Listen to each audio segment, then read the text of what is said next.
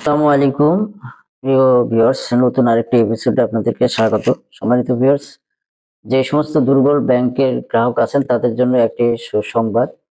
কারণ হচ্ছে যে দুর্বল ব্যাংক যারা টাকা পেমেন্ট দিতে পারছিল না এতদিন পর্যন্ত, বা আমানতকারীদের আমানত ফেরত দিতে পারছিল না, সেই সমস্ত ব্যাংকদের গ্রাহকদের জন্য বেশ সুসংবাদ। আগামী রবিবার অর্থাৎ আগামী মাস ডিসেম্বরের মাস থেকেই কিন্তু আপনারা আপনাদের যে আমানত সে আমানত পাবেন।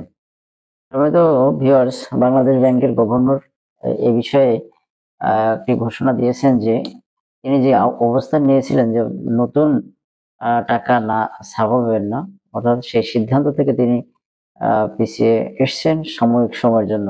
তো তিনি এই বিষয়ে কি বলেন, চলুন আমরা একটু শুনে নিই। আমাদের গ্যারান্টির বিনিময়ে ওই ব্যাংকগুলোকে যেন তারল্য দেওয়া হয়, আমরা নতুন কোনো টাকা ছাপাবো না তাদের জন্য।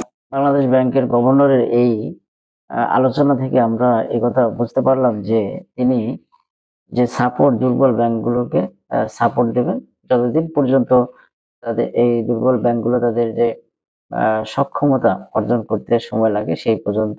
অর্থাৎ আমানতকারীদের আমানত নিয়ে যে দুশ্চিন্তা ছিল বা টেনশন ছিল, সেই দুশ্চিন্তা কিন্তু অনেকটাই কেটে গেল। অর্থাৎ আমানতকারীরা আমানত ফেরত পাবেন এবং তিনি সাথে সাথে যে আহ্বান রেখেছেন যে একসাথে সবাই আমানত না উত্তোলন করে যতটুকু প্রয়োজন সেই প্রয়োজন অনুসারে যদি আমরা আমানত উত্তোলন করি তাহলে কিন্তু ব্যাংকগুলো স্বাভাবিক কার্যক্রমে ফিরে আসবে।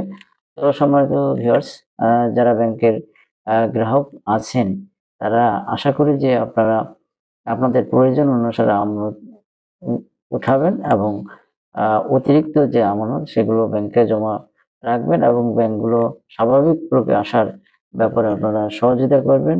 এই আশাবাদ ব্যক্ত করে আজকে আলোচনা এখানেই শেষ করছি। আসসালামু আলাইকুম ওয়া রাহমাতুল্লাহ।